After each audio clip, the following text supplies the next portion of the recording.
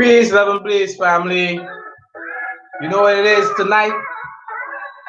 Another episode of The Awakening with the young Caribbean god, Netta First. I am on rock, raising this consciousness.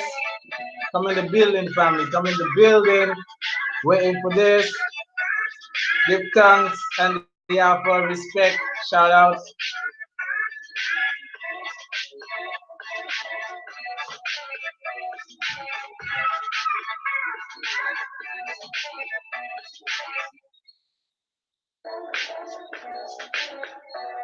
Yeah, family. Come on in.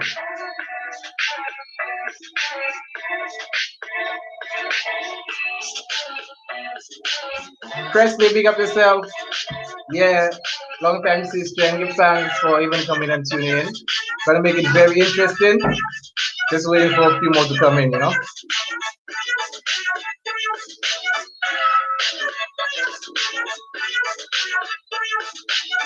It's the awakening, family. We need to rise up. We need to raise the consciousness to go in tune with the earth, you know. Since 2012, the earth has actually taken a transition, and we're now entering into the age of Aquarius. We're now in the cusp, yeah? The cusp roughly takes 120, 150 years, but we're getting there slowly but surely. Yeah, so we're gonna stop the tune, stop the music. Let's get into it, right? So, the title of this evening's lecture, obviously, family, is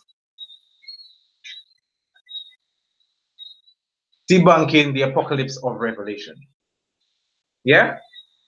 All right. So, let's give me a second. Let me just open my PowerPoint presentation because, I mean, enough of the religious family, yeah? Going to church where some of us, even the children, are even afraid of the book of Revelation. I mean, if you read the book, you'll see they have beasts in there and locusts and lions and bears and all kind of thing, right? And some individuals actually think that there is a time coming that they're actually going to witness these things. But we're going to break it down for the family.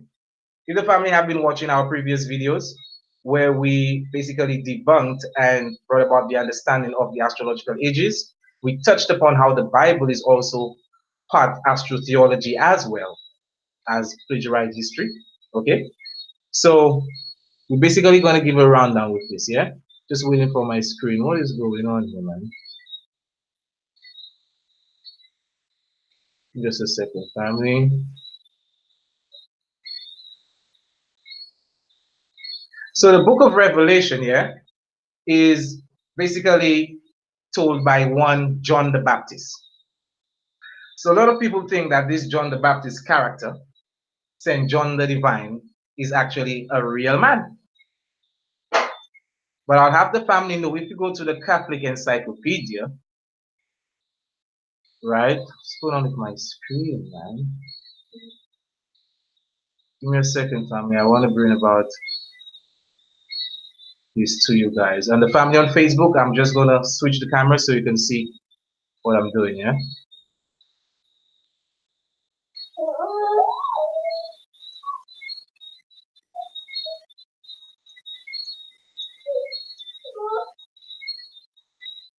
Give me just a second, family, and we're gonna switch.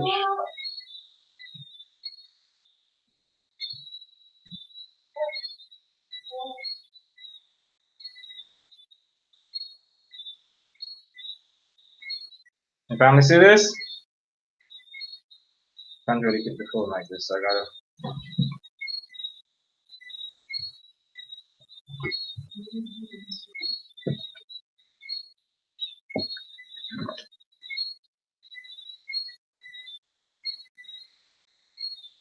Don't study the ball at the back, family. Just focus on the screen, yeah? The ball at the back is actually a presentation I was going to do for this year's emancipation, but hopefully we are going to be presenting our last lecture that we did in Beaufort, The Black Woman is God. Hopefully we're going to be presenting that in the city, Castries, for this emancipation. So we're going to get that finalized and we're going to confirm with the family what's really going on. So, family, this basically is part of the lecture we did in Before the Bible and Astrotheology. I broke it down in two parts, really, because it was going to be quite lengthy. So I was like, you know what, I'm just going to break it down in two parts, do two videos, okay? And this is where we are right now. See this better, please. Okay.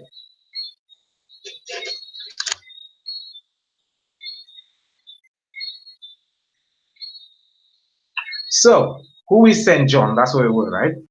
So as you can see on the screen, we got St. Matthew, St. Mark, St. Luke, and St. John. According to the Catholic Encyclopedia Online, the first four historical books, the first four historical books of the New Testament are supplied with titles, meaning Matthew, Mark, Luke, and John, which, however ancient, do not go back to the respective authors of those sacred writings. So what this is basically saying, family, that these four individuals, Matthew, Mark, Luke, and John, or these names, are not the individuals who wrote these books. This is what it's saying, quite simply. Okay? So who is John, or who is Saint John? So the Gospel of John, as we did touch upon in our presentation, our video, the Bible and Astrological Ages, we did highlight how John is actually the constellation of Aquarius, because when the disciples asked Jesus, when will the next Passover be? He said to them to enter into the city and look for a man carrying a pitcher of water. Now, the thing with that story is, back in the day, you wouldn't really see men carrying water. This was something that women did. I mean, if you want to pick up a woman, just go by the well. You see, you just go by the well and you pick up a sister, because women was, notable to be chilling by the well and being the one to carry the water, being the water carrier. So, with Jesus now, highlighting the fact that it's a man carrying the water, that was a symbol right there. We also touched upon the previous astrological ages, coming from Taurus, going to Pisces, okay, and touching and finishing on Aquarius. So Aquarius, the book of John is the book of Aquarius, the constellation of the water bearer. January is the month that coincides with Aquarius, okay? Now in January, the ancestors, the waters of the Nile Valley, of the Nile River, were purest and was collected for baptismal purposes. Hence why the title John the Baptizer, family. And then we have the water, okay? Basically, we have that analogy and that depiction in the constellation as well, showing him pouring down the pitcher of water. So as in the previous slides, we shown that John is actually the constellation of Aquarius. For those who still find it hard to believe, do you actually remember the story of John the Baptist? Where in Mark chapter 1, verse 6, it says, "And John was clothed with camel's hair, and with a girdle of skin about his loins, and he did eat locusts and wild honey." So if John is the constellation of Aquarius, we should be able to see locusts and wild honey within the area that this constellation resides. And as we show right here, okay, the milk, the locust, we can see the locust being depicted within the constellation of Sagittarius. You can see the drawing right here, family. And the scorpion, okay, the scorpion is Scorpio right here. Now, you must be saying, okay, if you eat locust and wild honey, where's the honey? Next to the Gemini constellation, which is at the opposite end of the Milky Way, you will get the constellation of Cancer. Now, within the constellation of Cancer, family, is what they refer to as the Beehive cluster. Let me just get that word right here. The Beehive cluster, also known as Principe, okay, that's Latin for manger, which is why you see again Jesus was born in a manger. Because so it can be used as a beehive in one analogy, and in another one, it can be used as a nature. Is an open cluster in the constellation of Cancer. All right. So basically, the honey that they're referring to is in the beehive constellation, which is on the opposite end of the Milky Way, and we can see the locust right here. Even the beheading of John, family, is a celestial event that takes place late September to early October, where the constellation Aquarius, in the morning, you will actually see that its head is below the horizon. Okay, family, so it basically, so you just go ahead and make up a story saying that John or Aquarius is actually beheaded because at that time his head is below the horizon. That's just it, family. That's astrotheology right there. You understand? So this individual or the individual playing the John role or trying to be John, okay, is actually copying or taking, different revelations or different happenings of that constellation of Aquarius. All right, family? So let's leave the first chapter since we know it's John speaking, okay? Since we know that is John speaking, and let's actually go into the story now, right? So we're going to jump right in. So the first thing I would like to mention, it says that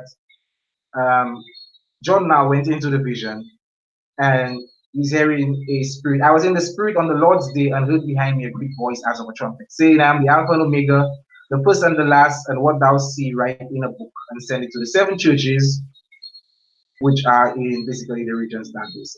And he turned to see the voice that spake to him, and being turned, he saw seven golden candlesticks. Now, a lot of people will try to make these things reality and try and say, it's a literal throne, and there was actually seven golden candlesticks there on the throne. That was never the case, family. As I said, it's all dealing with astrotheology, okay? And it goes on to say, and in the midst of the seven candlesticks, one like unto the Son of Man, clothed with a garment down to the foot, and girt about the paps with a golden girdle. Now, if we are looking for any celestial depictions of a throne, family, we will actually get a depiction called Cassiopeia. Now, Cassiopeia in Greek mythology is actually the wife of King Cephas. King Cephas and Cassiopeia are the king and queen of Ethiopia. Are you getting it now? Now, the thing about it is, when certain people read this, they actually forgetting that they're reading Greek mythology and they're thinking that, it's actually speaking of the land called Ethiopia. But when you're dealing with mythology and writing stories, you can actually include places that exist to try to, give your story life, but that doesn't mean it is actually referring to this. As you can see, this is King Cephas right here, and this is Cassiopeia. And we're dealing with Greek mythology. I'm hoping the family is understanding me. Okay? So, the only constellation sat on a throne, basically depicting a throne and someone on a throne in the sky, is the constellation of Cassiopeia. Right? Now, the seven golden candlesticks, okay, or the seven spirits, or the seven stars, or the seven sons of Ptah, or the seven souls of Re. It's a lot of seven, family, but it's all dealing celestially. So that seven stars, which is in the right hand, or the book with the seven seals, is actually the Big Dipper, because we can see Cassiopeia right here, and the Big Dipper right in front of Cassiopeia. 1, 2, 3, 4, 5, 6, 7, family. Okay? Now, you must be saying, but Cassiopeia is actually the depiction of a woman. How am I saying that this is referring to Revelation chapter 13? Within our lecture, The Black Woman is God, we went within different civilizations and different cultures, and even through the process of time, the passage of time, where we showed that the matriarchal worship of the woman, okay, was degraded and demoralized, and instead the man was put in place to worship. So if we go back to 22,000 BC, family, you will only see depictions and even lingams or sculptures of the feminine aspect of women, African women that different cultures venerated as God. You understand?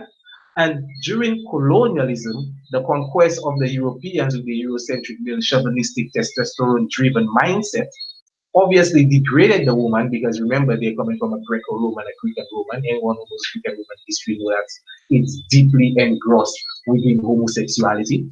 So we can see why they would have disrespect for the woman. Okay? So within the Middle Ages, they went ahead and took away the figure of Cassiopeia. And before I say all this, look at her. She's closed down. She's clothed down to the foot with a garment, family. And the way her hands are on the throne, it appears that she is being crucified. So they took this and later on, right, actually gave us the depiction of Jesus on the throne. From Cassiopeia to Christ. Right, family?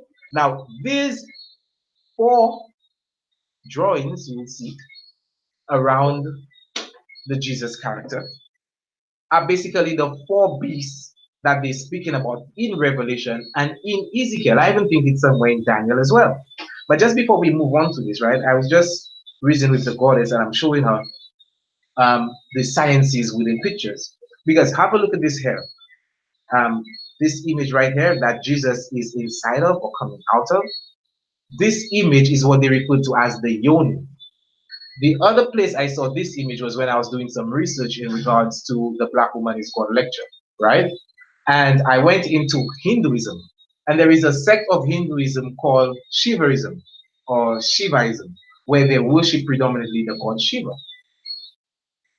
The individuals or the adherents of that religious sect, to show their devotion to their religion, actually created sculptures which they refer to as a lingam. That structure was nothing more, let's say, probably about the height of a ruler, 60 centimeters, I believe, roughly about that. But the sculpture and what the stone image showed, it showed the god Shiva emerging from a yoni. Now, the yoni, for those who don't know, is also symbolic of the universe. Eh, family? Because the darkness of the yoni is actually the female's reproductive organ, being her vagina, her womb, and the darkness of the womb is symbolic to the darkness of the universe. So this is why again that the Black woman is God, because everything came out of the universe, and the universe, the blackness of the universe is symbolic to the blackness of the womb of the woman. So this showing Jesus right here is showing that he still has to come from the womb family. Okay, with that yoni symbol right here. So the Black woman, you are God. Don't let anyone tell you any different. Okay, it is your time. This is the age of the awakening, the return of the great mother. And Black woman, you need to rise up. And we Black men, or those of us who really love you, are going to follow you. Believe that, right? So these 4 beasts, I mean, we're not going to touch upon them just yet. That's coming a bit later on. But I just like the family to know that within this Middle Age depiction of the Christ, of Jesus, you can see these 4 images right there. So from Cassiopeia to Christ, and the 7 golden candlesticks that is referring to, let me get it in my Bible right there, is actually, family, the Big Dipper as we highlighted. Okay? So when you go on to read, in chapter 4, I jump into chapter 4, I jump into 5, because most of them thing, family, is just building up literature and narrative to just make the thing look nice and sound nice. But we are going to break down the stuff and the things that is confusing people. You understand? Because again, most people think when they are reading this, okay, again in chapter 1 verse 13, that they're really talking about Jesus and his head and his hair were white like wool, as white as snow. One time they didn't give the man hair like wool already. They say his hair was as white as wool, as white as snow. They didn't say his hair is wool. Because a lot of men now taking that and want to make it look like, well, that talking about, the emperor and them kind of thing there. And no, family, we need to, because even me, and I don't like to take myself out, because I used to be on that for a while. You understand? But we need to break down what these things actually mean, okay, to get the full understanding and the full knowledge, because that book seems to have a lot of people in this area and in Discord. I mean, look how many religions and different understandings you get from this one book. This book is heavily coded. And if we show the astrotheological path within this book, I can also show you the plagiarized history within this book as well. We need to stop trying to take the book to be holy as we believe, family. Okay? So let us go on. Fairy tale or horror trailer? I'm saying this because this picture you're seeing right here, family, is basically what you would get when you read chapter 4. All right? And it goes on to say in chapter 4, verse 1, after this I looked and beheld the door was open in heaven, and the first voice I heard was as it were a trumpet talking to me, which said, come up hither, and I will show you things which must be hereafter. And immediately I was in the spirit. Okay, and behold, a throne was sat in heaven, and one sat on the throne. Right? The one that sat on the throne, you haven't seen in the picture, like he's so good. Okay? And he that sat on the throne was to look upon as a jasper and a sardine stone. Now, jasper is almost the color of clear quartz, fam. Like this clear quartz I got right here. I don't know if family on Facebook could see, right? Um, and and a sardine stone is actually the color of red, reddish kind of kind of hue, right? So these two colors you can see emanated from the individual who sat on the throne. All right. And there was a rainbow round about the throne, in sight like unto an emerald. And round about the throne were 24 seats, and upon the seats I saw 24 elders sitting, clothed with bright raiment, and they had on their heads crowns of gold. Now, family, we did actually break down that Jesus, more times than often, within the scriptures, is actually the sun in the sky. That's right. Jesus in the Bible is actually the sun in the sky. For those of you who don't know, but I mean, our family, our subscribers, our followers know this by now, right? So if this is basically in regards to the sun, and it's saying that there were 24 elders, I mean, some of my family, I mean, I have some deep, some high science family, some of them can break that down already. Because if the sun, we use the sun to depict time, there are 12 hours in a day and 12 hours in a night. 24 hours gives us a complete day. Am I lying, family? Hmm? So within ancient times again, family, the earth spherically was divided into 24 wing segments, which converged at the poles. All right? And that I just explained to you, 12 hours of day and 12 hours of night. Now the thing is, this convergence at the poles, this you could also depict, they could also depict the stars and point out the stars and the constellations on this sort of spherical globe, right? We're not going to the flat earth and the round earth thing there right now. I'm just giving an understanding, because to be quite honest, I do not see how this understanding could be brought about with a flat earth thing. That's number one.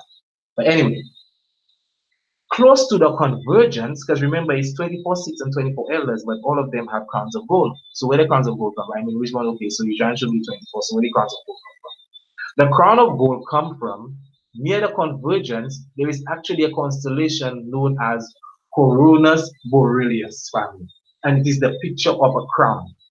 You see what I'm saying? So if this crown, the constellation, okay, is near the convergence, the top of the pole near the convergence where the 24 wing segments actually meet. If it's near that top, that would actually mean that it can be ascribed to all the 24. So this is where you see that the 24 elders, right, had crowns of gold on the head, family. It's quite simple, and then we can now understand, because if all of this is going on celestially, then we can understand where the lightnings and the thunderings and them thing coming from. Okay? So it's nothing to be scared or think about and say, boy, it seems a judgment coming and revelation have to come and the earth have to purge and rapture have to happen. I mean, there are some people who literally actually believe that two of them are going to be chilling somewhere, and because one of them believe in Jesus, when the rapture comes, you're just going to see them floating in the sky and going. I mean, come on, family. When we were young, we used to believe them things, but now we're getting older. The age of awakening is here, the age of information, right? So ignorance is a choice. Okay? So if we have to move on from this family, from the 24 elders, we now enter into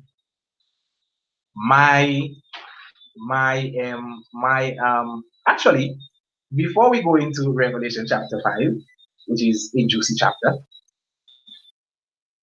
we are basically going to touch upon the crystals because after he spoke about the 24 elders having the heads of gold, he went on to say, and out of the throne proceeded lightnings and thunderings and voices, and there were seven lamps of fire burning before the throne, which are the seven spirits of God. I just highlighted to the family that anytime you hear seven spirits or seven, or these seven and seven spirits, seven powers, seven thrones, actually referring to the Big Dipper, which is before the Cassiopeia constellation. Okay? So it goes on to say, and before the throne there was a sea of glass like unto crystal. This is basically highlighting the Milky Way galaxy. Now, I forgot to put in a beautiful picture for the family where it can be likened like unto glass and crystal. Okay? But I'm sure the family can actually relate with how we're going about with this. All right? And it goes on to say, and in the midst of the throne and round about the throne were four beasts full of eyes before and behind. Before and behind basically just means they have eyes at the back and the front. So they have four beasts. Um, so what about that, right? So they got four beasts, right? And they got eyes all over them, and they got wings as well. And the first beast was like a lion, and the second beast was like a calf, and the third beast had a face as a man, and the fourth beast was like a flying eagle. And the four beasts had each of them six wings about them, and they were full of eyes within. And they rest not day and night, saying, Holy, holy, hard enough.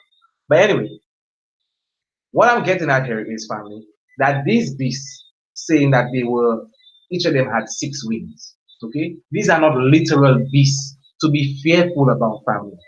Again, we had a presentation called the Zoo in the Sky, showing the beast or the zoo, the literal zoo, because you get animals in the zoo, in the sky. Okay? So these beasts, first of all, let us touch upon the eyes all around them. We have been dealing with this from an astrotheological standpoint. So the eyes would basically be stars. If you go to the definition of the word stars etymologically, we will see that it has to deal with stare. And to stare at something, I mean, you need eyes, obviously. Okay? So the eyes were really the stars as I went about and got within this dome drawing. This is basically the church, for what church was, but it's basically showing the Christ figure, the Jesus Christ, and the same four animals, and all these are the eyes, are the stars family. Okay, so each of the four creatures had six wings and was covered with eyes all around and even under his wings. Okay, these four beasts are actually the constellation, the four constellations of the four cardinal points. Okay, so where we have the equinoxes and the solstices, these are the four constellations that the four beasts is. Because remember, one of them was the face of a bull, one had the face of a lion, one had the face of a man, and one basically had the face of an eagle. These are the same beasts in Ezekiel family. So when you go to church now and the pastor trying to make you scared and tell you a judgment coming, and when them beasts come, people will be running and moaning. This is actually speaking about celestial objects, celestial orbs within a certain degree, in this case being the equinoxes and the solstices. So we can see the four beasts right here, family, and the six wings that each of them had. Remember, we just touched upon that in the Middle Ages, to depict the celestial spheres, the elders actually divided it into 24 segments. Now, this 24, if you go ahead and divide that into four, each of them actually gets six. So these are the six wings that they were talking about, that this beast, each of these beasts had, family. It's nothing to be scared about. Okay, we are debunking this tonight, raising the consciousness of the family. So this is in Revelation chapter 4. And now, I mean, we get into the juicy chapter. We get into Revelation chapter 5. Now, as a Rastafarian, again, I don't like to take myself out. Because people say I trying to play with like all holy and, what them is. Because we know how people think of it.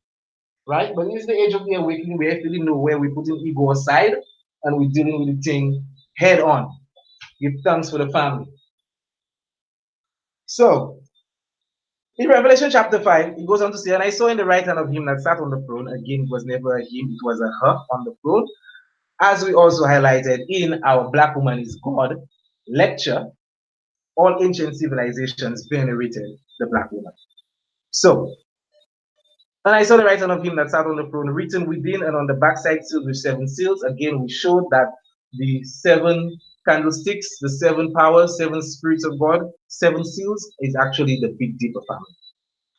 And I saw a strong angel proclaiming with a loud voice, who is worthy to open the book and to loose the seals thereof. Now, if I have any Rastafarian family watching, the family should know that enough brothers used to actually take this as revelation to say that he's actually speaking about Tafara Mkume, who many probably don't even know him as that name, they know him as Haile Selassie.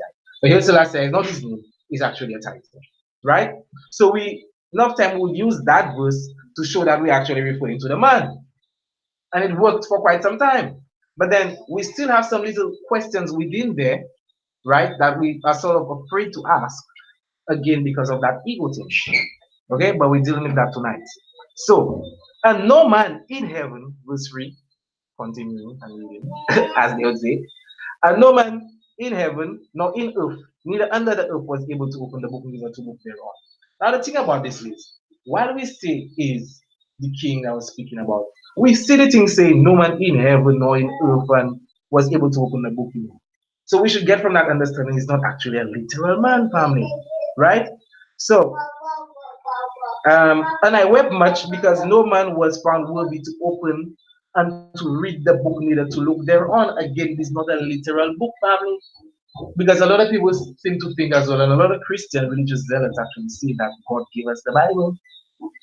They say it in a kind of way as though God actually put down his hand from the sky and give them the Bible. It's the same way right now they're saying that they would actually think is a book, is another book, the book of the 7 seals in the sky. So since when the sky have all them books, is there some kind of printer up there?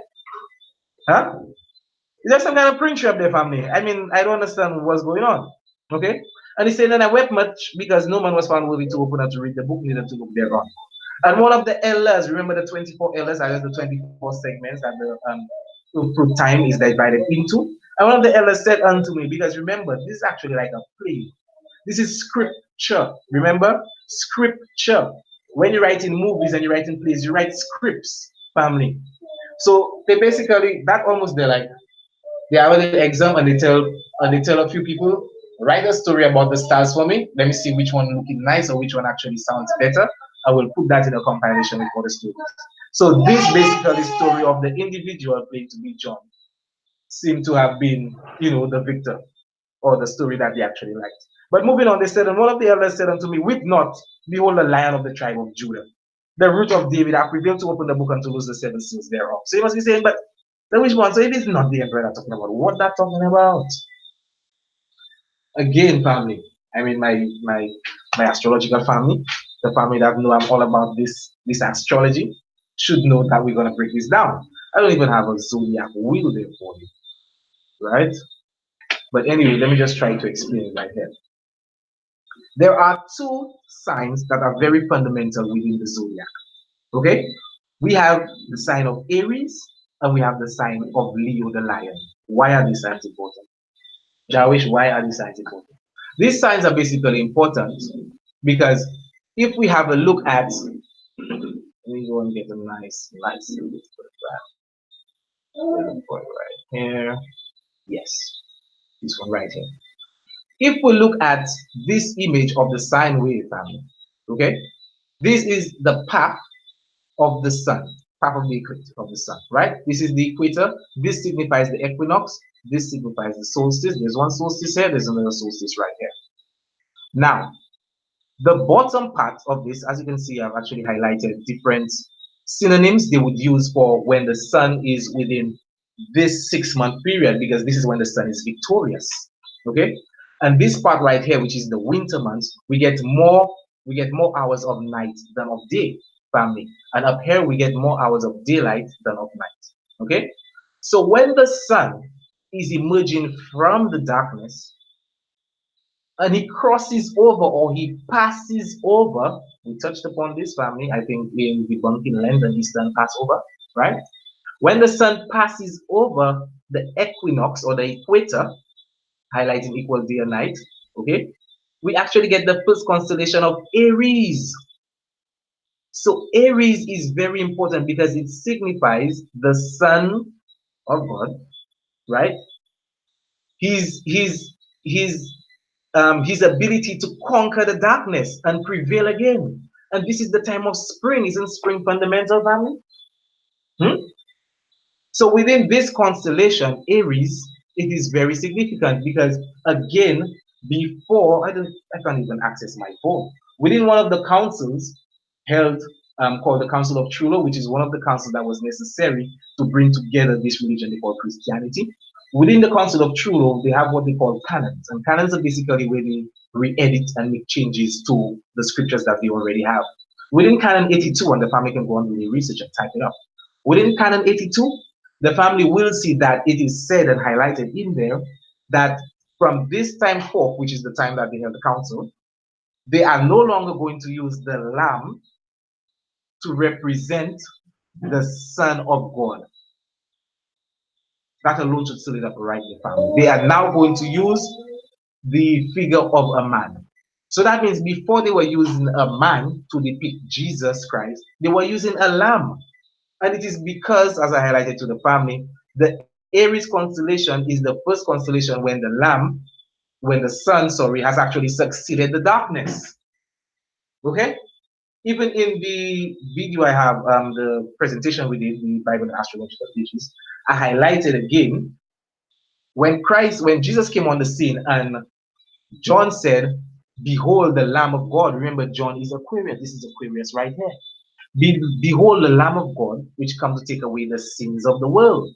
So if this is light and life, this must be death, hell, and darkness and sin. So if this is sin, remember the sun is in Aries. So he said, "Behold the Lamb of God come to take away the sins of the world," because he just came from the sin. So he's going to cast away darkness now, and we're going to have more light. So that is basically symbolic of him saying the Lamb, the Son, comes to take away the sins of the world. Okay, so let's keep it moving. Where was I? Yes. So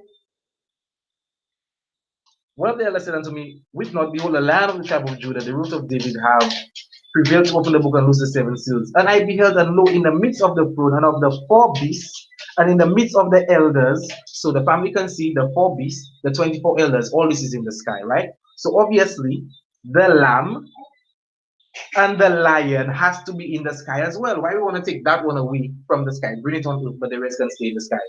Because all of us now that used to say that this is actually speaking about the emperor, up to now we can afford the 24 elders. You see what I'm saying, family? But this here, within astrotheology, we can actually highlight and show everything. You understand? So this lamb, and he looked and saw in the midst of the elders stood a lamb as it has been slain, having 7 horns and 7 eyes, which are the 7 spirits of God sent forth into all the earth. And he came forth and took the book out of the right hand of him that sat on the throne, family. And when he took the book, the same 4 beasts and the same 24 elders fell down before the lamb, saying, "Worthy is the lamb," or whatever. But how is the lamb? And then you just tell me the lion. Let's go get it again. So Aries is very significant because it is the first constellation when the sun has passed over the Passover, right? And the constellation of Leo is very fundamental because that is the hottest month. That is the summer months, family. So when the astrologers went ahead and further divided those constellations and gave them the names of the tribes of Israel, the constellation or the month of July became the tribe of Judah. Are you getting me, family? So July became Judah, which is the 7th house, and the animal used to represent that house is actually the lion. So we can see now why the sun, because I'm not just speaking about the constellations, I'm speaking about when the sun are residing in those houses, in those constellations. Okay, so when the sun is in Aries, it's called the Lamb of God. When the sun is in Leo, the lion is called the Lion of the tribe of Judah. Okay, family? So that is the understanding within Revelation chapter 5, and we can understand everything. I mean, with what I've given the family so far, I'm sure if you have to go and read the rest of Revelation, you will actually see, yo, I can actually understand everything that's going on there. All you have to do is just look for it celestially, right? So after um, Revelation chapter 5, we now get into the other part. Because remember, when the lamb or the lion took the book, allegorically speaking, actually held the seven seals. And the seven seals, the first four of the seals, family, pardon me, I booked this up. The first four of the seals are actually the four horsemen of Revelation. That again, many people are afraid is coming to the earth. You know, many people is fearing them time there. You understand? And again, family, we also give the attribute of the first horseman to the Ethiopian king. Right? And we're gonna break it down again. So the four horsemen of Revelation. We have the white horse, the black horse, the red horse, and the pale horse. Okay? Within ancient time, family, again, when you're understanding these scriptures and these things, right, you always have to go to Greek mythology. Because remember, he said that the Bible was translated from Hebrew to Greek. You understand? But again, they cannot find no original Hebrew documents. So does that mean that our original text is actually Greek in origin? I mean, if we stand to reason and we basically be honest with ourselves and we see the demoralization of women within this text that we think is holy, we will understand that it was those Greeks and Romans who actually gave us this book, because we don't worship the black woman as God. It's a homosexual culture, right? So within Greek culture, this right here is the individual they refer to as Helios. Helios again is not a man.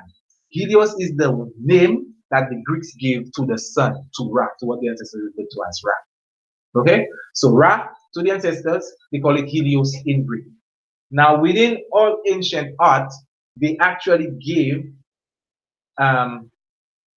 sorry family, let me come back again. Within ancient art, this individual, called Helios, to depict his swiftness and him moving through the sky, they would give him what they refer to as the strongest animal of that time and what men rode, which are horses. So all ancient art, they would depict Helios with four horses going through the sky. This is Helios right here going through the sky. We also have it in other religions, as we can see Krishna right here having not four but seven horses.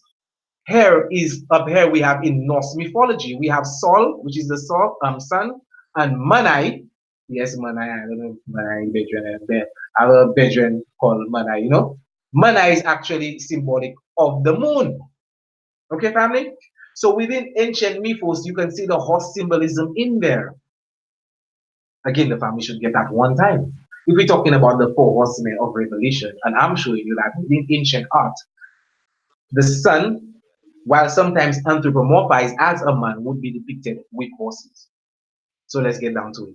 The first horse, which is in Revelation chapter 6, verse 2, he says, "And I saw and behold a white horse, and he that sat on him had a bow, and a crown was given unto him, and he went forth conquering and to conquer." Now, remember, family, I just showed you in almost the sine wave image just a while ago that the sun is actually, when it crosses the equator, the equinox, we get into Aries and spring is beginning. This means that the sun has now conquered family, the darkness, which is what it means when he say he went for conquering and to conquer. Okay, family? And the white horse, the white horse is always symbolic of basically just the pureness of the radiance of that sun. And the bow is actually given, that bow is actually borrowed from the Sagittarius constellation, which is nearby. Okay? So the bow and the arrows is symbolic to the penetrating rays of the sun. The first horseman is actually the sun crossing the equator, okay, and beginning the season of spring, family. The next one, the next horse, we have the red horse. And there went out another horse that was red, and power was given to him that sat thereon to take peace from the earth, and that they should kill one another. And there was given unto him a great sword. So enough men will see that and think, what? So different men have to come and kill each other. And no, this is all symbolic to the majestical rays and the ever piercing rays of the sun. Because while the sun can be life giving, the sun can always the sun also cast judgment on mankind as well. I mean, watch when we have some dread cowem going on there, tell us there's some dread drought family, right? And that now, that thirst for food, okay, or for water, will even bring strife against mankind. So the red it is symbolic of is during the hottest month of the year, which I highlighted, takes place within the constellation of Leo. So the red horse is symbolic of the heat within that time period that the sun basically is emanating towards the earth family. Okay? So after the red horse, that is summer, we have the black horse. And when he had opened the third seal, I heard the third beast say, come and see. And I beheld and lo, a black horse, and he that sat on him had a pair of balances in his hand. Now, the black horse family, because where that horse is emerging, we are now going below the equator. Black because right now we are going to have more hours of night than of day, family. But where the balances come from, everyone? Where the balances come from? If you check your zodiac wheel, right at this equator right here, you will get the constellation of Libra, family. You understand what I'm saying? This is where the balances come from. And let me just look for it right here. Wait, 6-5.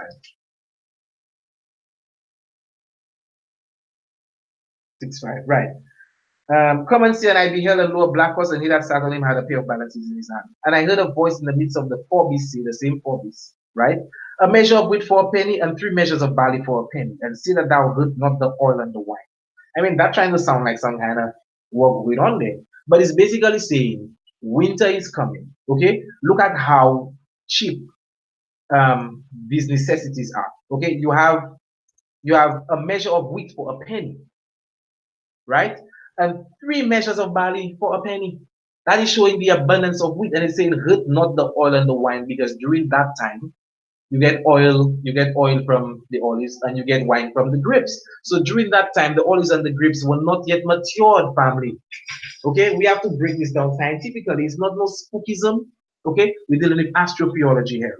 So when it is saying this, we basically see that the sun is approaching the time frame where it's gonna be winter. It's gonna be, it's gonna be cold very soon. So you better have your stockpile and store up everything. I mean, I spent some time in England, and that cold, that winter, not no joke, family.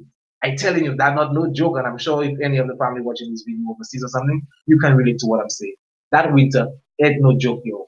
And at least nowadays, I mean, they have heaters within houses and all these things. Just think about how it was back in the day. They would have to have chimneys, and then kind of, if not that, you get people that will probably freeze to death or die from hypothermia. You understand, family? So this is all in regards to the black horse, because it's like he come on a death scene. He come and try and kill man on a death scene. You understand? So we have explained and delineated the white, the red, and the black horse. Now the pale horse is the last one.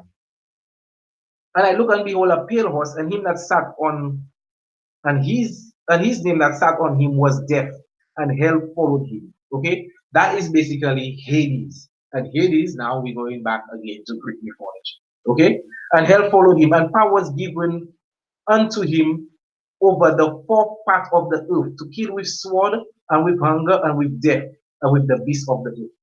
Okay, so the fourth part was given unto him, family. Remember, these are 4 horses, and we just divided it into the 4 seasons. So obviously, you cannot get more than a quarter winter horse. You see what I'm saying? Because all the horses don't get a quarter already, which is why it said it gave him a 4th part. Okay? And basically, he came to kill with the sword, which is the instrument one of the previous riders had, with the sword, with hunger. Because remember, again, they just tell you to stock up your hunger pile, to stock up your pile, sorry, right? Because hunger times are coming and winter is coming. And with death, because we know in the winter time, people pass away, family, and people peg out. You understand? If you do not have that accommodation to get that warm. Okay? So the beasts and basically these horsemen It's nothing to fear. Somehow we misinterpreted it earlier on within our life family. But I mean, right now we can be really mature with it and say, yo, you know what? It's actually dealing about, it's actually talking about astrotheology. Now there was a part right here because what sparked all of this? I have a nephew of mine called RJ, right? And RJ is coming to me and said, Uncle, you know, some time ago we were in Sunday school or whatever, you know, we were in church. And they were making us read something about the bottomless pit, and we were seeing locusts coming from the bottomless pit. And he said, Uncle, that was really sounding like some kind of horror movie or something, and he couldn't even picture it in his head what he was trying to see. So all this is in an effort to scare the children. You know what I mean? Like if you scare them, basically they will have to obey God and what's it? Prostrate and venerate his son Jesus Christ. All right. And then he went on to me and he mentioned a name and he said there was this man who was the head or king of the locusts called Apollon. Apollyon. I said, Apollyon, RJ? To me, just by the beginning of that, that sounds like the Greek god Apollo. So I tell him, well, it seems that it seems Revelation have Greek mythology in there, and that was quite some time ago. That was something really last. And I'm like, okay, let me go on and read that thing without actually saying that about that one. You know, and I went ahead and I looked for it, and it said in 9:11. Let's go to 10, right? And they had tails like unto scorpions, and there were stings in their tails, and their power was to hurt men 5 months. And they had a king over them, which is the angel of the bottomless pit, whose name in the Hebrew tongue is Abaddon, but in the Greek tongue have his name Apollyon, right?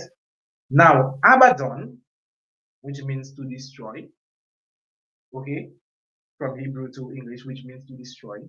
They try to say the Greek term for that is Apollyon. But the thing about it is, the term for destroyer in Greek is not Apollyon, it's Apollia or something spelling Apolpia or something of that sort. So it's nothing of the same. But let me show you where it gets funny, family.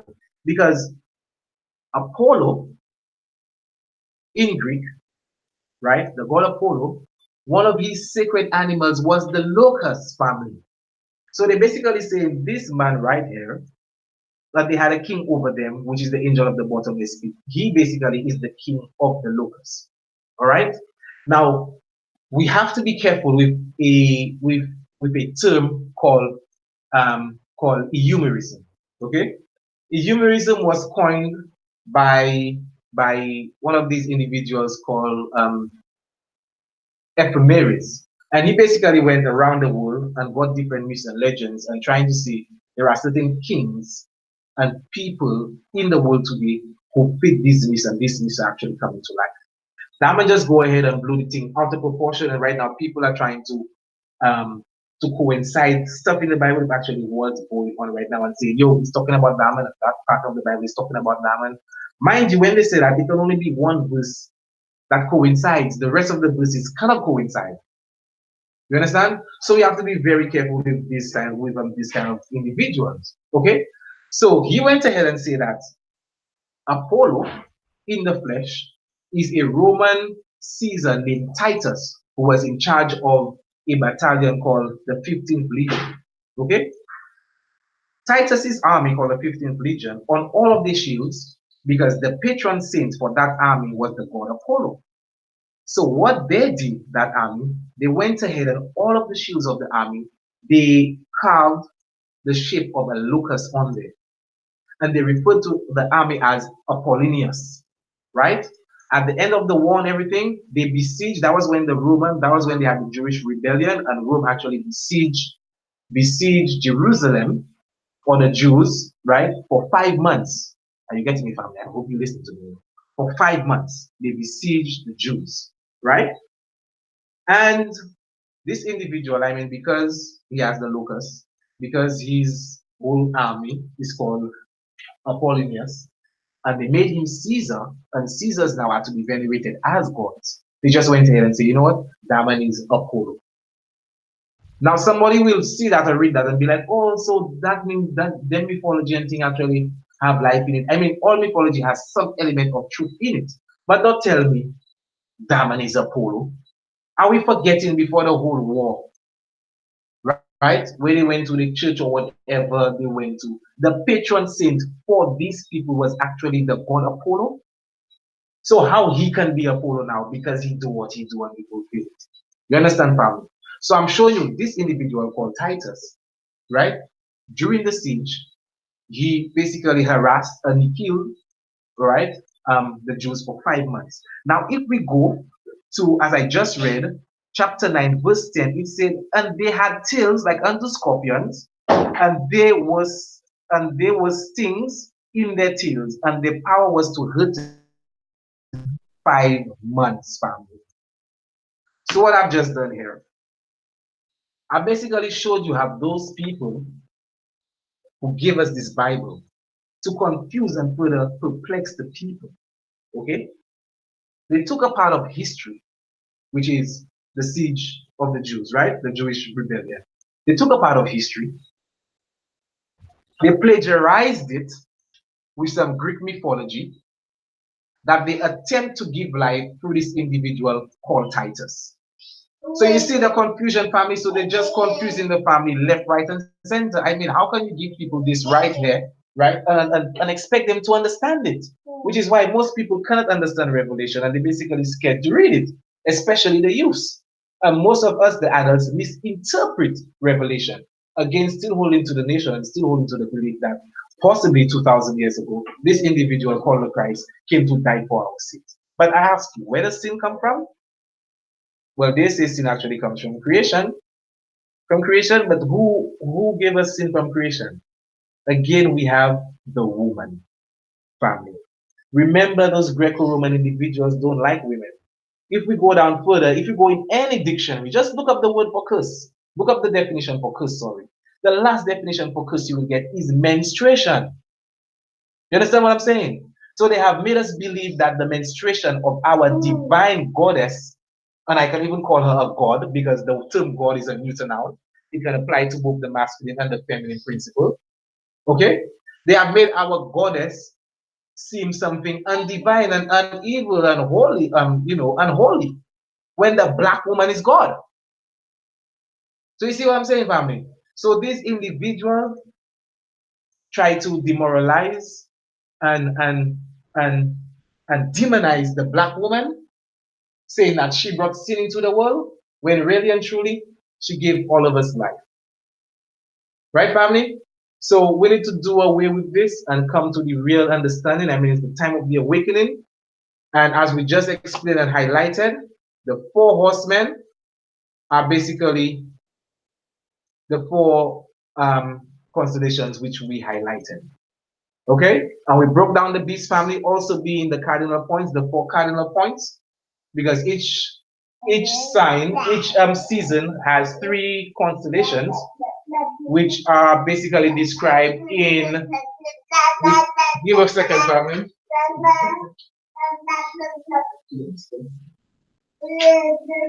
Yes, Princess Netta, come and keep, come and keep up our company. Give thanks, Princess. Yes, family. So basically, we brought about the understanding that these four horsemen are basically the sun going through certain constellations, and as well as the four beasts being the four constellations also at the zodiac points. Okay, at the equinoxes and the solstices, family. So we hope we broke this down. I hope the family had a good show. I mean, I didn't even expect it to go on so long. Right, family? Let me have a look at, give me a second right here. So we're gonna stop screen sharing, family. I'm gonna turn this right back. Give thanks to the family, man. So family, I hope we explained this for you. I hope the family had a good show. I'm basically on YouTube and on Facebook as well, right? And you know how we do, trying to raise the consciousness for the family. So having said this, family, gonna seal up with nothing but love for you. Peace, love, and bliss. We're gonna seal it up.